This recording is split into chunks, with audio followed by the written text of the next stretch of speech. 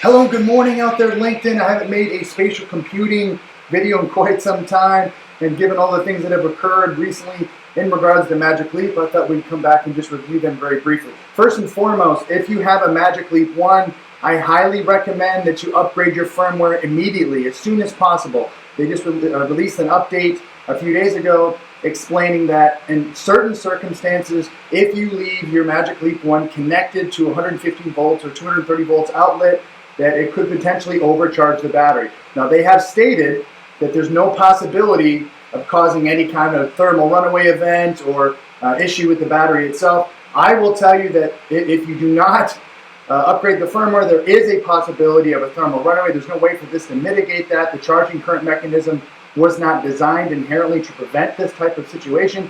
Again, I've commissioned millions of batteries around the world at hundreds of data centers. I know a little bit about batteries. So again, if you have a Magic Leap 1, please upgrade your firmware today and it should be resolved.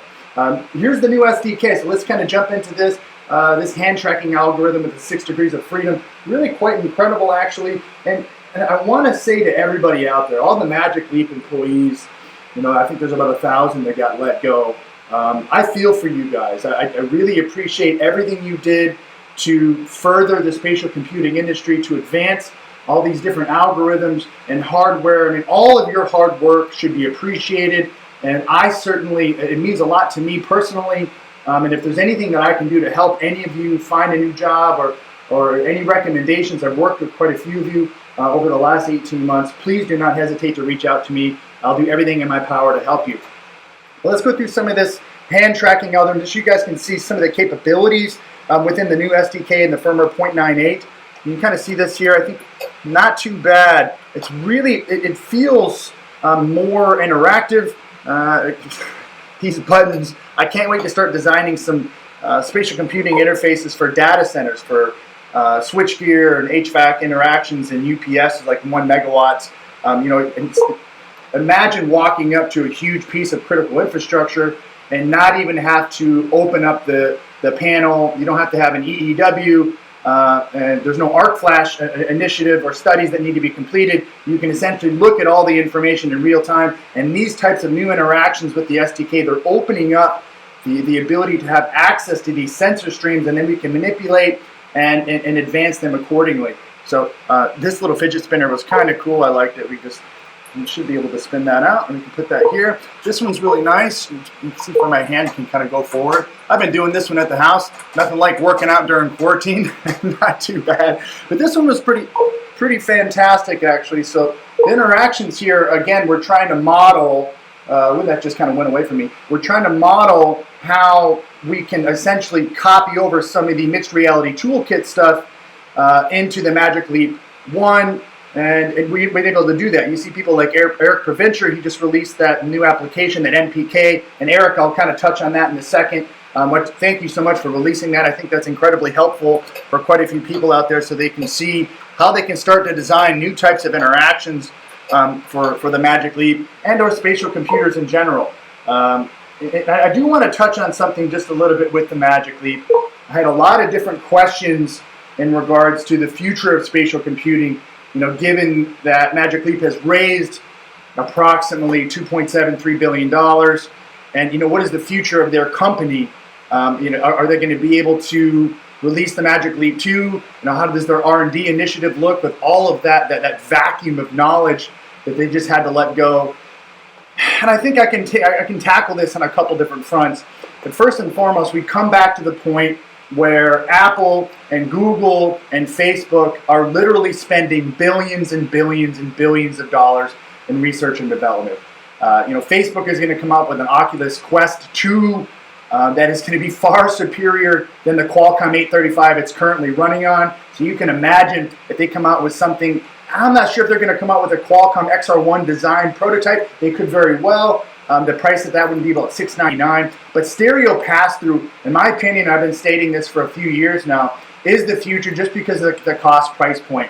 In diffractive waveguide spatial computing optics like this, it's incredibly difficult to design a system that is integrating economies of scale where you can drive the price down enough to where 10, 20 million people can afford the device. It's not going to be like Apple when they come out with their device next year, it will be paired with their brand new iPhone. So when you buy an iPhone, you'll buy the device as well, and you may even just parse those payments out over 70 months like the new Tesla autonomous driving feature. I thought that was kind of cool for $100 a month. We may see some of those kind of pricing initiatives in the spatial computing ecosystems as more competition continues to flood in. So Magic Leap needs money. There's no ifs, ands, or buts about it.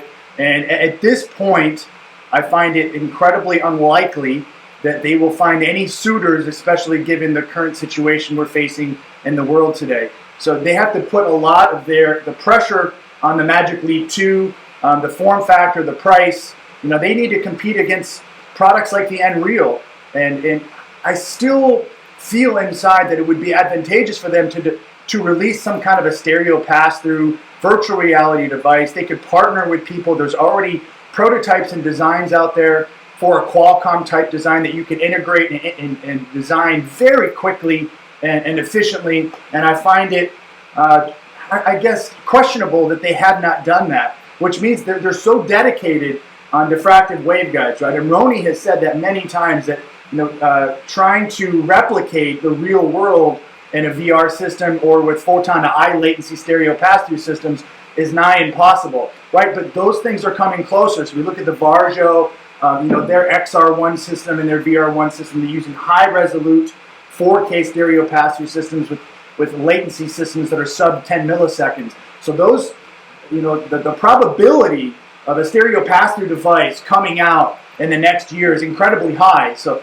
I would expect that Facebook is going to announce their next iteration of the Oculus Quest 2. I think T-Mobile and many other companies are going to release their own headsets. HP is working with Microsoft on a Reverb type device.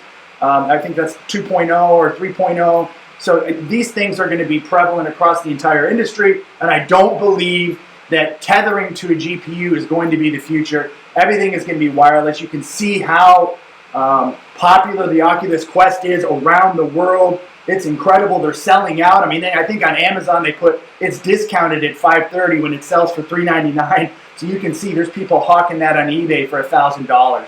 So it's really a fascinating look into the next iteration. These inflection points of virtual reality in this current situation we're in should only be accelerating telepresence and telework, right? There's a new application on here called Spatial, which I've been testing out for the last couple weeks. It's still in the early phases. It feels like circa 2001 with the Matrix and all that kind of stuff.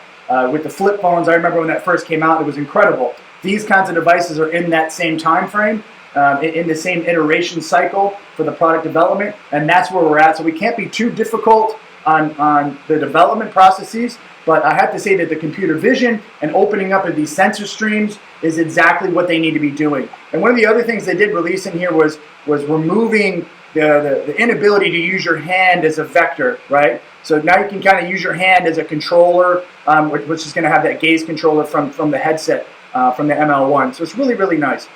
But coming back to the future of Magic Leap, I would put them, at anywhere from 12 to 15 months. They are hoping to get a suitor. They're hoping to have somebody purchase them straight out. There's no doubt about that. And if they don't, then I at this point, I strongly feel that someone is going to buy them. You can see they were trying to send out feelers on whether or not somebody was going to purchase them. They said, "Hey, we're looking for partners, $10 billion." Nobody bought it, and now they put up all their IP, thousands of different patents. They put up their IP as leverage for a short-term loan with the bank. So basically just try to buy them some time, and all these other combination effects between the current situation with the pandemic and just the inability to move product. They only sold 10,000-ish type of their devices, and that is not enough. That's not sustainable. And then they pivoted to enterprise and moved their headset from $2,600 to $2,900, removed and replaced and upgraded one of the chipsets.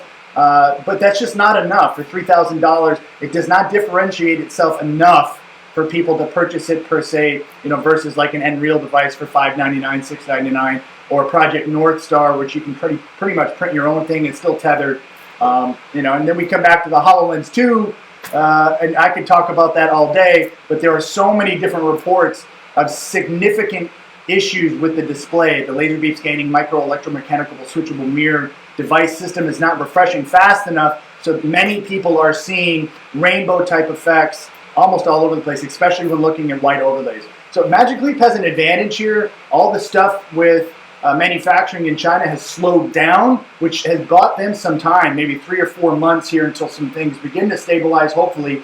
And perhaps they can come out with something that is game-changing, that's a game breaker, that essentially is doing what they've always wanted to do, which is create the Magicverse, create the future, the next spatial computing paradigm. And I think that it's a possibility of them doing that, but it's getting smaller each and every day.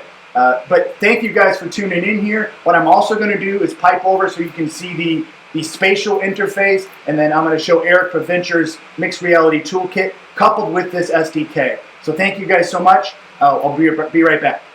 All right, we're back. Here's the mixed reality toolkit with the new SDK from Magic Leap. The interactions here really smooth. They're still a little buggy. And you can see that many of the APIs are not being exposed here, but we're doing something very similar that we did with the HoloLens 1, right, where we're masking your hand with a black overlay to look like occlusion is there. So this is something we haven't had for a long time, and I've always wished that the UI of the Magic Leap integrated this type of interactive realism, because imagine if you just brought up the menu and you could reach out and just grab one of your applications and throw it in the air and then it starts. It's kind of cool. But again, we're trying to emulate what the HoloLens 2 is doing by exposing these APIs. We did this originally with a HoloLens 1 and an Elite Motion. Now with the HoloLens 2, you can see how incredible the hand tracking algorithms are. And obviously, they've been trying to move a lot of products. They have a $500 million contract with the Army. So they have many different types of design iterations, some with radiometric thermal imaging cameras. I haven't seen some of those design versions of it, but I have tested several of the HoloLens 2 devices, and I have to say the ergonomics of it are incredible. To me, it's the best. But the display system is not, and I'm going to create another video as soon as I can get a HoloLens 2 to show you guys all of that. But this is really, I have to say, using a mixed reality toolkit SDK and then porting it over to the Magic Leap, this is the future. We want things to be cross-platform. We want things to be open source. So anybody can take a product from here and a product from here, an interactive element here, a capability here, and we can blend them all together to create something new and fantastical. And that's really the future, right? So let me see if I can just reach out with my hand and actually press this. It should work a little bit more. Yeah, it's not been able to see my hand, so it's not too bad. But many of the other things in here are fairly incredible. So if you haven't tested this out today, Eric, his information is here. If you just Google MRTK-Magic Leap VO.1 into Google, it'll come up with the GitHub. And if you're using the new lab feature from Magic Leap, they basically removed the old package manager and they upgraded to this lab so you can do live stream. And you can actually just take an MPK and install it directly. You don't have to do all that MLDB stuff as long as you have it enabled in developer options of the system. But thank you guys so much today. I hope you guys got something out of this in relation to the future of spatial computing. I wish Magic Leap the best. I've always offered my help whenever, if it's available. If you want to send product to me, I'll showcase it at the University of Washington. I'll show as many people as I can, especially up here in the Pacific Northwest, in interactions with new types of applications out there. It's 2020. We need to be looking toward the future. And this is the biggest opportunity to develop new types of futuristic applications where telepresence is involved. And, think about how much money you can save. And I know this is like a common talking point, this rhetoric that everybody says. Think of how much money you can save if you got a guy in the West Coast and a guy in the East Coast, and the guy in the West Coast is a generator tech, and the guy in the East Coast knows 1 megawatt UPSs, but the guy in the West Coast needs the help, so you save $10,000 by having devices like that. That's real. That really happens. There are companies out there doing that right now. JLL, CBRE, they're using products from Vuzix, the M400. They're also using RealWare, basically allowing someone to see exactly what you see from your headset in real time. But the problem with that is it's incredibly expensive, and you can replicate it with a simple cell phone. So where's the advantage? The advantage is hand-free. That's hands-free is the biggest deal. So if you can walk around and see visualizations from the building and information system, from the building management system, from the supervisory control data acquisition system, all of these things can be interacted and blended into your real-time viewing, which is fantastical, and it's realistic. You can do that today. There is no, well, if we have enough money. If you have enough money and you want to get this accomplished, it can be done today. And I want each and every one of you to know that. And if you have an organization that is forward-facing, you should be investing in your future with products like this. Even if you have people come in and do a training seminar where they're showing you the capabilities of these interactions of buttons and touching and grabbing and manipulating, everything from architectural drawings and 3D spaces, volumetric capture, point clouds. We've seen this in construction all over the world. So interacting this with robotics and drones should be on the top of every single person's mind. I hope you guys can feel my enthusiasm for this. I really appreciate you always tuning into this channel. You have no idea how much it means to me, especially now that I can't leave my house. So thank you so much. You guys have a great day, and reach out to me if you have any questions. Bye-bye, guys.